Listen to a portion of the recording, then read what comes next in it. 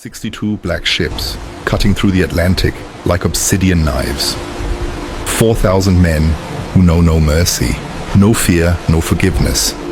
They are 3,000 kilometers from their home, sailing towards a world they've only heard rumors about. A world of golden domes and organized armies that make the kingdoms of England look like pig farms. For the men of the north, this is a hunt. For the rest of the world, it's the apocalypse, arriving by sea. But there's a problem, a lethal problem, that the leader of the expedition, the legendary Iron Bjorn, hasn't calculated. They believe they're going to plunder defenseless villages. They believe the enemy will run at the sight of the dragon heads on the prows. They're wrong. This time the enemy has been waiting 15 years, sharpening their scimitars and building a fleet specifically designed to sink them. The Vikings aren't sailing towards loot. They're sailing towards a deadly trap designed by the brightest engineers of the Emirate of Cordoba. The question isn't whether they'll manage to steal the gold. The question is, how many of these 4,000 warriors will still be breathing when the sun sets tomorrow? Welcome to the year 859, the year the Mediterranean learned to bleed. The air on the deck of the lead ship smells of salt and rotten wood. Harstein, the second in command, looks at the horizon with squinted eyes. He's an old man by Viking standards, a cruel strategist who has burned half of France. Beside him is Bjorn. He's young, he's brutal, and he carries the weight of a surname that's almost a curse. He's the son of Ragnar Lothbrok, and being the son of a legend is dangerous because it forces you to commit madness to surpass it. Ragnar sacked Paris, so Bjorn has decided he'll sack something bigger, something impossible. He's decided he'll sack Rome, but to get to Rome first, they must cross the gates of hell. They must pass through the Strait of Gibraltar, the mouth that connects the ocean to the inland sea, and that mouth is guarded by the Umayyad Emirate of Al-Andalus. The Vikings call these lands Jacob's Land. It's not a war for territory, it's a war of racial and religious annihilation. And here is where the logic of the invasion breaks.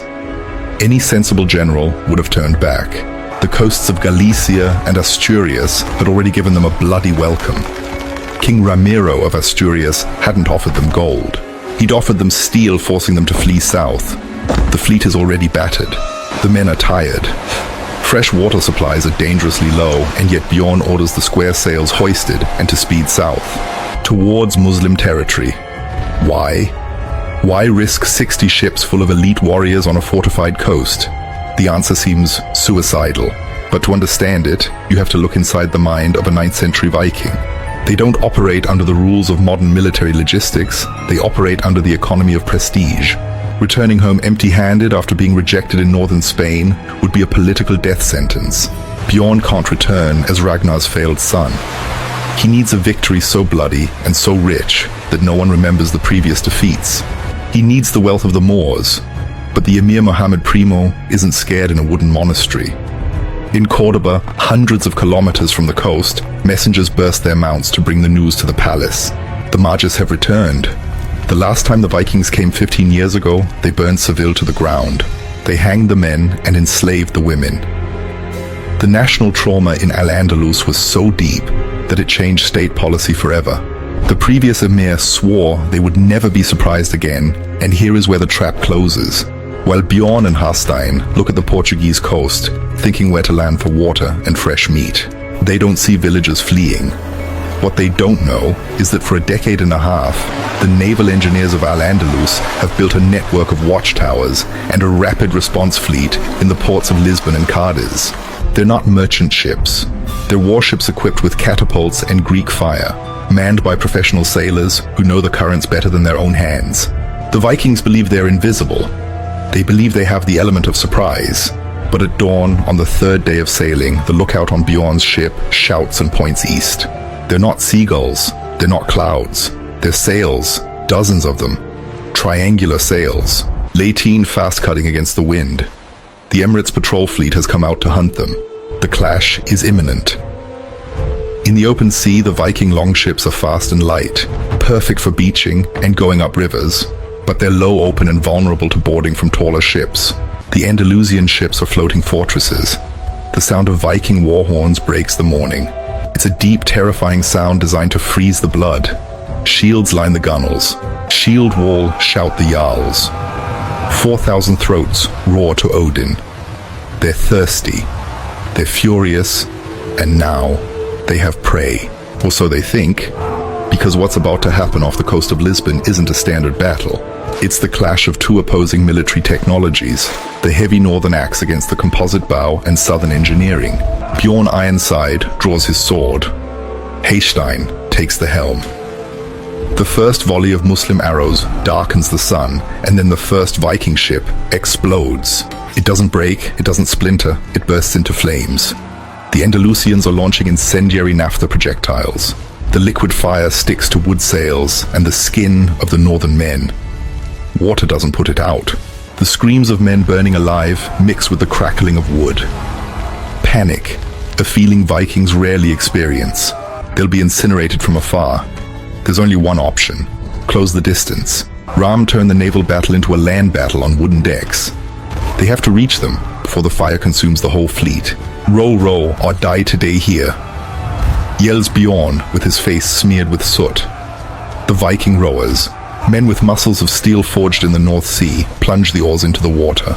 The ship's speed increases. The wind whistles.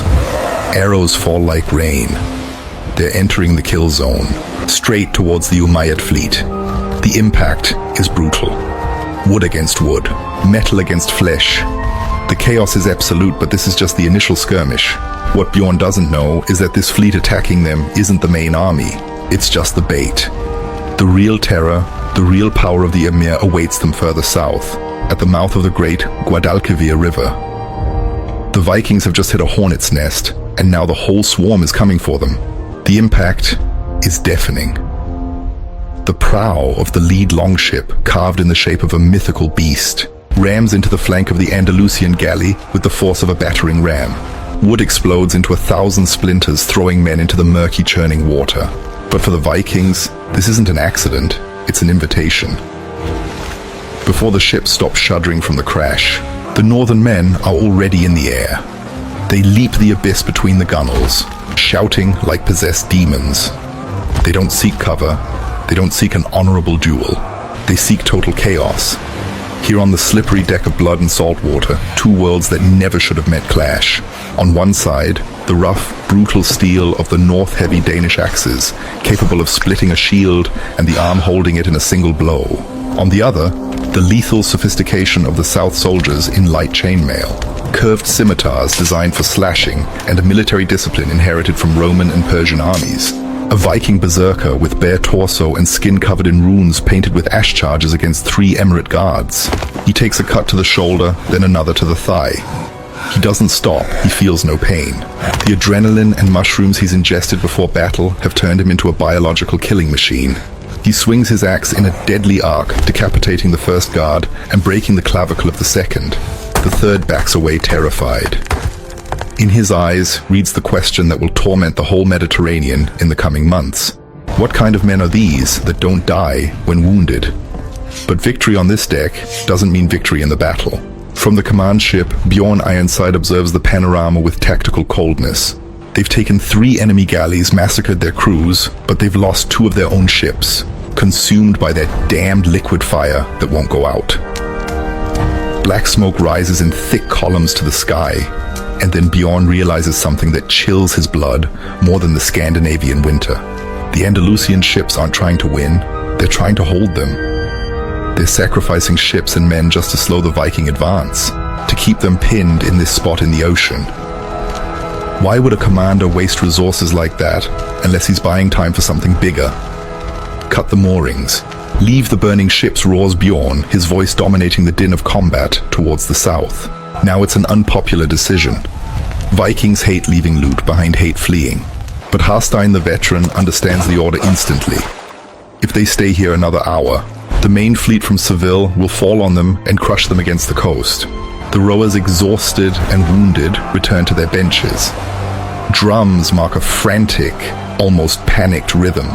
The remaining 60 ships turn and catch the north wind to escape the trap, leaving behind a floating graveyard of charred wood and bloated corpses. They've survived the Lisbon ambush, but the price has been high, and worst of all, the Atlantic Ocean gives them no respite. They sail south, skirting the Algarve coast. The landscape changes. Green cliffs give way to golden beaches and a relentless sun. The heat is a new enemy for men accustomed to fog and ice. Leather and metal armors become ovens. As they advance, the lookouts notice signals on the coast. Smoke. Bonfires lighting on hilltops as the fleet passes. One lights, and minutes later another further south, and then another. It's a primitive but effective telegraph system. The Vikings aren't invisible. They're being tracked in real time. Every move they make, every mile they advance is being transmitted to the southern garrisons. The Emirate of Cordoba functions like a perfect machine. They know they're coming, they know how many they are, and they know where they're going. After 2 days of tense sailing, the horizon opens. The European coast ends abruptly, and across a strip of dark blue water rise the mountains of Africa. They've reached the Pillars of Hercules. The Strait of Gibraltar is the gateway to the Mediterranean. Bjorn's golden dream, but it's also a natural funnel. The passage is barely 14 kilometers wide at its narrowest point. The currents are treacherous, capable of smashing ships against rocks if the helmsman gets distracted for a second. And most importantly, whoever controls the strait controls the world. Bjorn looks towards the north coast of the strait. There is the city of Algeciras and beyond the great rock of Gibraltar. It seems calm, too calm. We cross Ask's Jarl, looking distrustfully at the churning waters where the Atlantic and Mediterranean clash. East wind.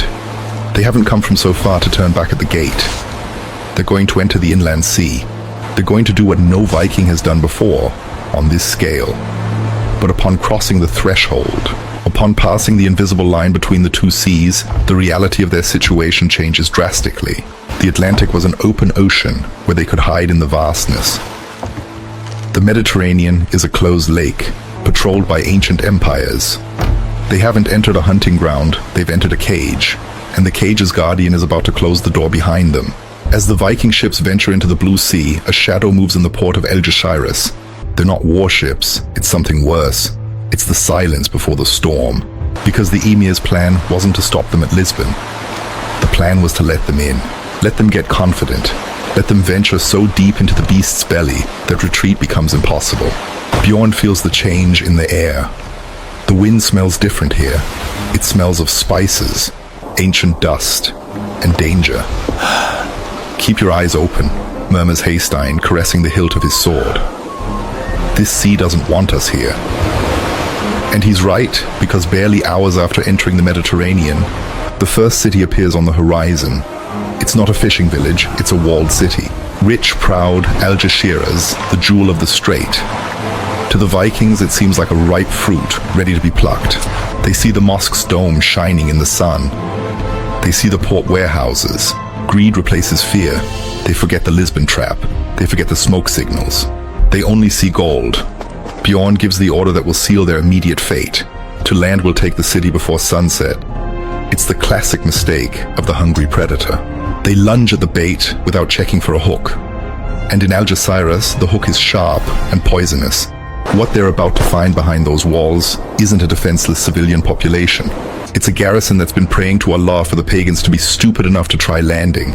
The longship's keels scrape the beach sand. The Vikings jump into the shallow water, roaring, convinced the sack has begun. But Algeciras' walls are strangely full of silent men, bows drawn boiling cauldrons.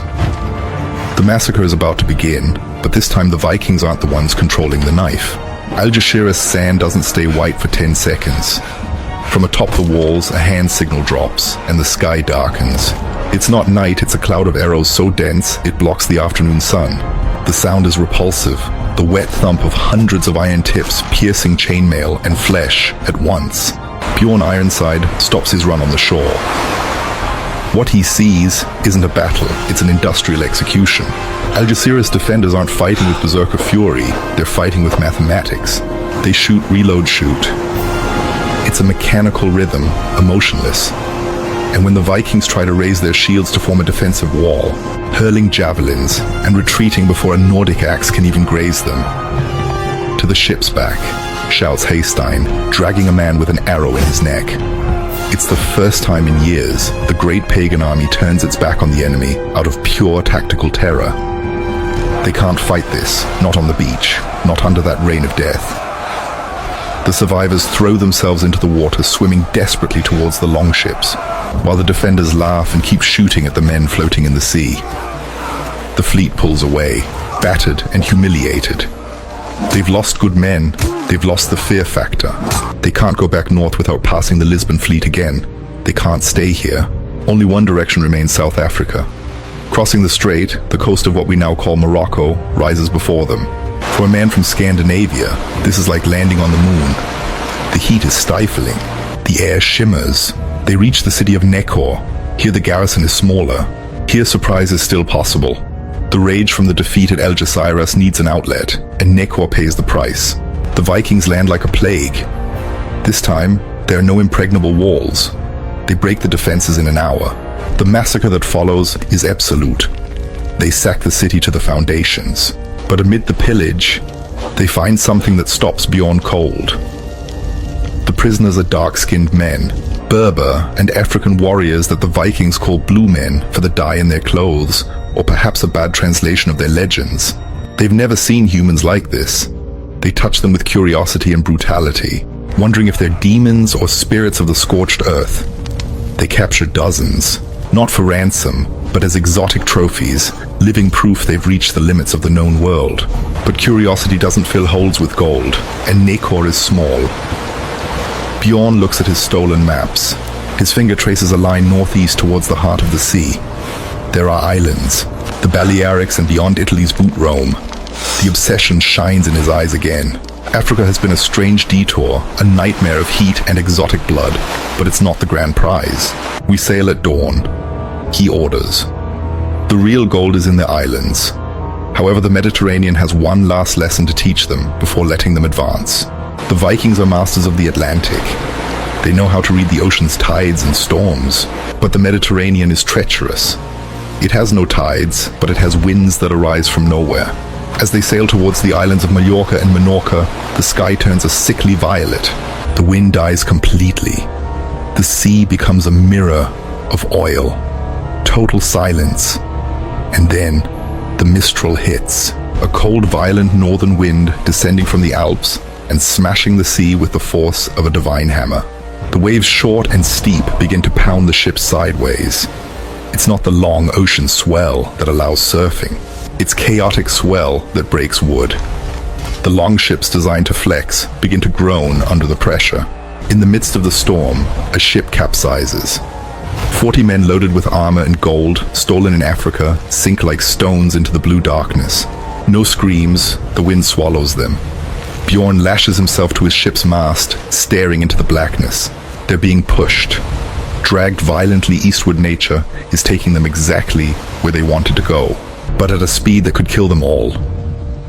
When the storm finally breaks days later, the fog lifts, and what they see before them isn't Rome, not the Balearic Islands.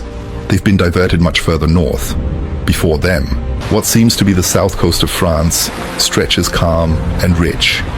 And at a river's mouth, a city shines under the sun. It looks like Rome. It smells like Rome.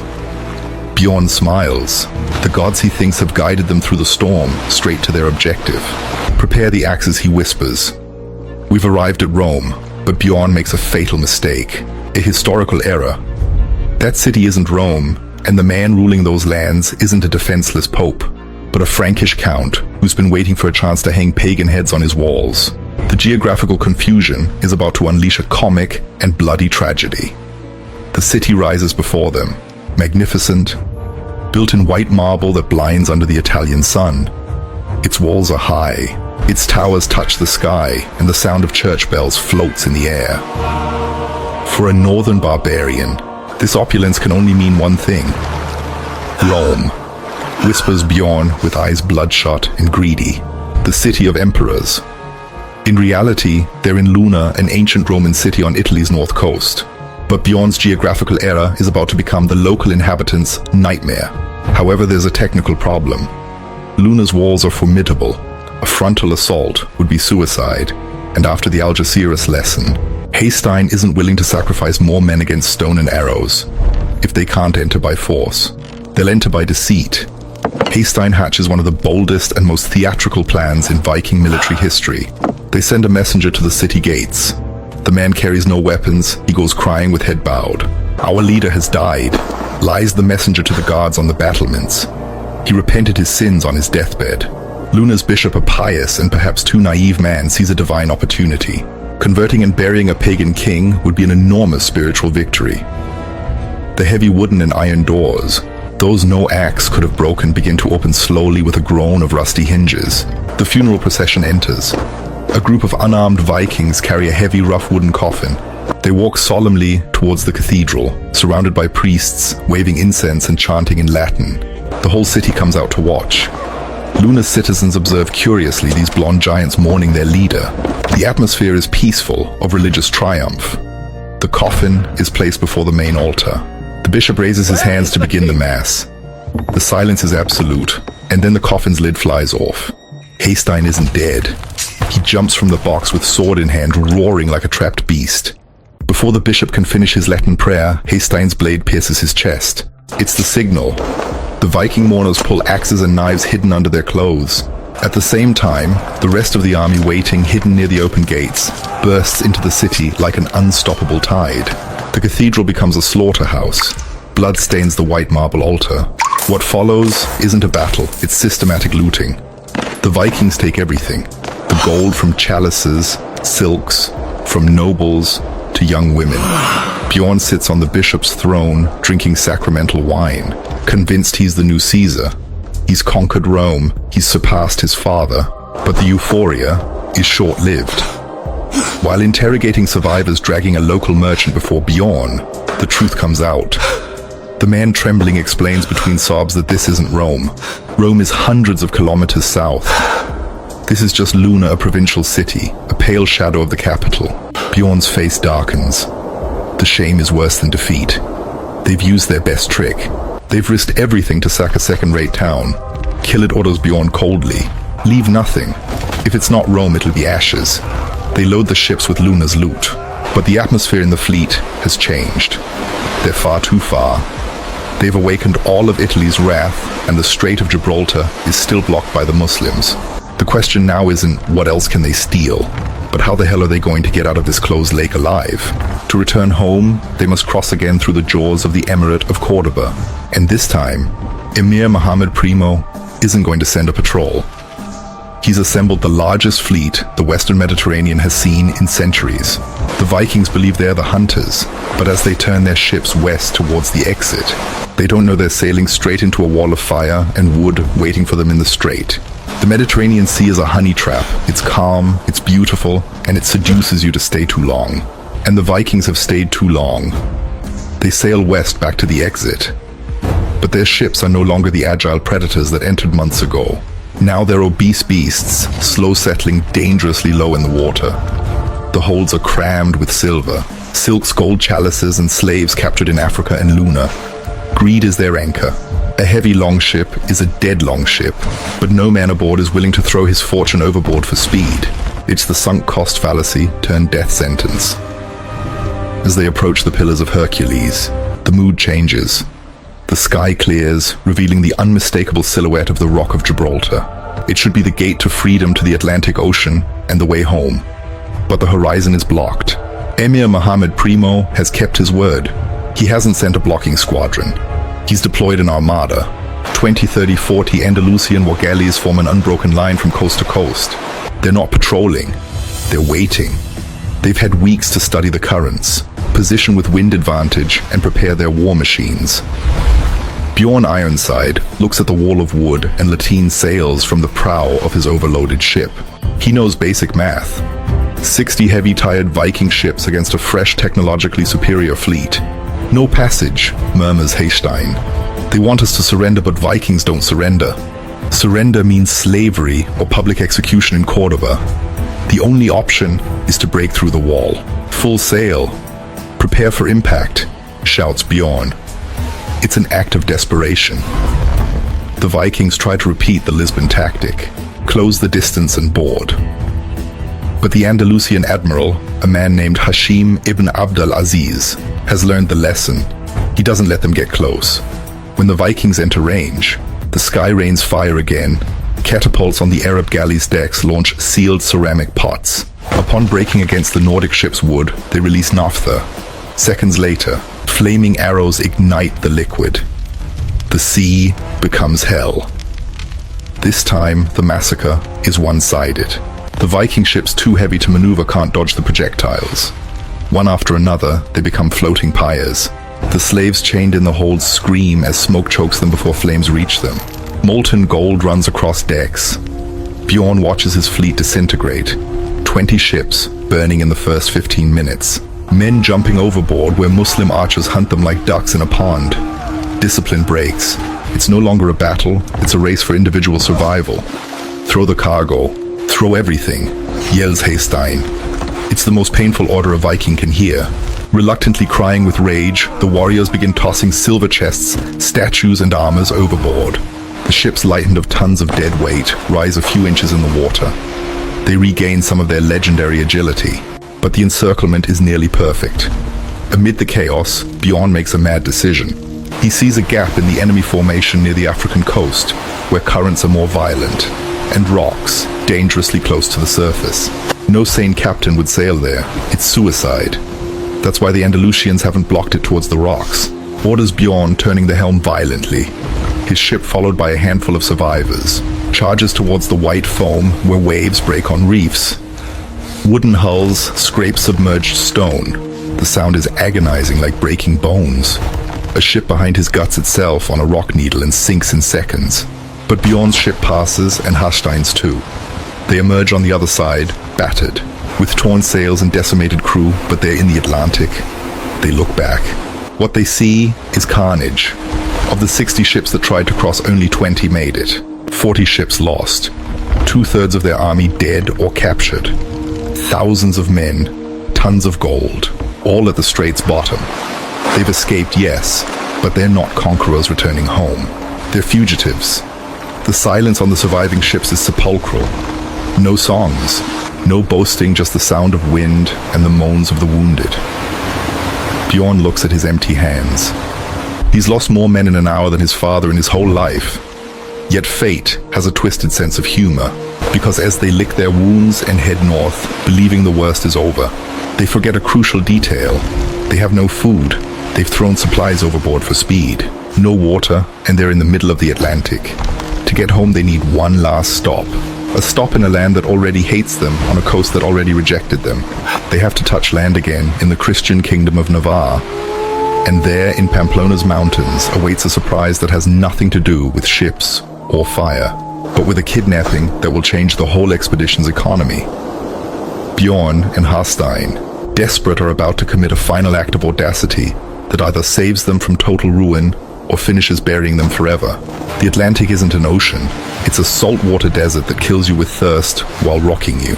For the 20 surviving ships, the weeks after the Gibraltar Strait disaster are slow agony. No glory here, no chance to the gods. Just skeletal men sucking boiled leather to fool hunger and staring with empty eyes at the grey horizon. They've lost their friends, their fleet, and most painful for a Viking, their loot. The gold from Africa and Luna now rests at the sea bottom, guarded by fish. Bjorn Ironside looks at his crew. He knows what they're thinking. If they return home now poor and defeated, they won't be welcomed as heroes. They'll be Scandinavia's laughingstock. A Jarl without gold is a Jarl without power. Bjorn needs a coup, needs an economic miracle, and that miracle has a name and surname, but lives far from the coast. The ships touch land in the Bay of Biscay, but this time the strategy changes radically. They're no longer an invading horde raising everything in its path. Too few for that. Now they're an elite commando, a surgical strike force. Bjorn and Haystein gather the strongest men left. They leave the ships hidden and embark on a suicidal march inland. Their target isn't a village or church. It's the kingdom of Pamplona, and their prey is the region's most protected man. But desperation is the best fuel for audacity. The operation is quick, brutal, and silent. Details are lost in the chaos, but the result is historic. They don't seek to kill. Killing is free. They need the king breathing. When Garcia Iñiguez realizes what's happening, he already has a Nordic sword at his throat and is being dragged away from his guards. The king of Pamplona, sovereign of the mountains, is now a hostage. And here begins the real battle. Not with axes, but words. Viking messengers arrive at the capital with a simple demand. They want gold, not a chest, not a bag. They want the value of a whole fleet. They demand 70,000 gold coins. The figure is astronomical. It's an amount capable of breaking a small medieval kingdom's economy. In Pamplona's court, the panic is total. Pay and ruin the kingdom, or let the king die and unleash a civil war for succession. They pay. Wagons loaded with gold flow to the Viking camp. For Bjorn, seeing that gold is like breathing again. In one masterstroke, he's recovered 3 years of campaign losses. He's turned a catastrophic military defeat into a resounding financial success. They're no longer Gibraltar's fugitives. They're the men who kidnapped a king and bled a kingdom dry. With the 20 surviving ships' holds full again, morale soars. The men laugh, polish their weapons again. The journey home is no longer a march of shame, it's a victory parade. But the sea, like a resentful creditor, always collects interest. They sail north, skirting France's coast. Home is near. They can almost smell the Baltic's cold air, but the ship's structure is compromised. Years of sailing shipworms, strait crashes, and Mediterranean storms have left the hulls fragile as eggshells. Off Brittany's coast, an autumn storm hits them, not a hurricane constant wear. The sea pounds and pounds, and then the unthinkable happens. Not by enemy fire, but pure material fatigue. 2 ships split in half, no time to save anything. Pamplona's ransom gold, the cursed gold they'd just gotten, drags the men to the bottom with terrifying speed. Bjorn watches from his own ship. Powerless as fortune shrinks again. It's a cosmic joke. Win-lose, win-lose. In the end, when their home coast appears on the horizon, what's left of the expedition is a shadow. Of the 62 proud ships that left 3 years ago, only a handful return. Of the 4,000 warriors, barely a few hundred still live. They dock in the fjords. Silence greets the black ships. Women and children run to the dock seeking familiar faces. Most find only emptiness. Bjorn Ironside steps ashore. He's rich. Yes, he's brought enough gold to secure his position, but his gaze has changed. He's seen Greek fire, seen the walls of what he thought was Rome. He's felt the terror of being trapped in an unforgiving sea. The saga says it was a victory. Poets will sing of the great Mediterranean expedition for centuries. They'll say Bjorn conquered distant cities and challenged empires, but the historical truth is colder. It was a logistical catastrophe saved by a last-minute kidnapping. Yet Bjorn's journey had a consequence no one saw coming at the time. A consequence that didn't affect the Vikings, but their enemies. Because while Bjorn licked his wounds in the north and the south, Cordoba's emir and Europe's Christian kings learned something that decade. They learned Vikings weren't invincible demons. They bled, burned, and with proper defense could be destroyed. The mystical fear of the northern man broke at the Strait of Gibraltar. Bjorn retires to his lands, rich and famous, but the Viking age is starting to change. The days of easy raids are ending. The world is armoring itself. But Bjorn's story doesn't end with his death in bed. It ends with one last irony, a final legend that perfectly sums up the mix of reality and myth in his life. It's said that years later, when he finally died, it wasn't by a sword, but by the same pride that nearly killed him in the Mediterranean. And though the 859 expedition was technically and militarily a disaster of immense losses, it achieved something no other raid had before. It drew a map of fear in Europe's heart, connected the frozen north with the warm south through a line of blood. Bjorn Ironside had shown the world was big, dangerous, and if you had enough courage, lootable. But what happened to the men left behind? What happened to the prisoners? The stragglers, the ships that didn't sink but didn't return either? The official story ends at the docks with Bjorn's return, but the real story, the dirty and complex one, leaves a trail of blood and strangeness that lingers in the south, because not all Vikings died and not all escaped. In the chaos of the Guadalquivir retreat and the Strait disaster, several ships were stranded on the Andalusian coast. Hundreds of men surrounded, cut off from their fleet, faced that survival dilemma we talked about at the start: die fighting or adapt. What happened to them is one of the Viking Age's most bizarre epilogues. Emir Muhammad Primo, a pragmatic man, looked at these captured blonde giants. He could cut off their heads and stack them at Cordoba's gates. He did with many, but with others, He saw an opportunity. They were war machines loyal to whoever gave them gold and food. So the unthinkable happened. The fire worshippers, the northern demons, converted to Islam. They settled in the plains near Seville. They traded Thor's hammer for prayer to Mecca. They married local women, and in a twist of historical irony, these former raiders ended up raising cattle and making the region's famous cheese. The wolves became shepherds, but while some Vikings integrated, the Mediterranean armored itself. Bjorn Ironside's raid had a side effect he never calculated. It awoke the sleeping dragon of Islamic naval engineering. The Emirate of Cordoba decided it would never be humiliated again. In the following years, Seville and Almeria's shipyards worked day and night. They built a permanent fleet, not for trade, but for hunting. They designed faster ships, organized coastal patrols, and early warning systems. The Western Mediterranean became a closed fortress. Bjorn had managed to enter because he was an anomaly, a surprise, but in doing so he closed the door for all who came after. No other Viking king would repeat his feat on that scale. The Mediterranean learned to bite. In the north, Bjorn's legend grew fed by gold and poets' lies. But in his whole solitude, Bjorn knew the truth. He'd touched the Viking world's limits. He'd seen civilizations operating at a sophistication level his exes couldn't dismantle. The world was getting smaller and harder. The easy raids era was dying. The 859 raid wasn't the start of a new golden age of Viking expansion south. It was the high tide mark. The wave broke there on Algeciras beaches and Gibraltar's rocks and began to recede. Bjorn Ironside died years later, rich and respected. But the real death, the death of his way of life, began that day in the Strait when Greek fire consumed his ships. We're left with one last reflection, a final look at the man and myth, and why, despite the tactical disaster, we still talk about this madness. 1,000 years later, Bjorn's hall in Scandinavia smells of wood smoke and roasted meat. But for the men who returned, the memory's smell is different. It smells of burning naphtha, smells of the Mediterranean's hot salt. The skalds, the court poets, are already weaving the lies. They sing of defeated dragons and marble cities that surrendered to northern terror. They sing that Bjorn Ironside is a god walking among men, invulnerable to steel. And as the mead flows, the young warriors, those who didn't go south, listen with shining eyes, dreaming of their own chance. But Bjorn doesn't smile. He knows glory's real math. 62 ships left, 20 returned. 4,000 men left, less than 1,000 returned. The wealth shining in the chests is immense. Yes, enough to buy loyalties and armies for a generation.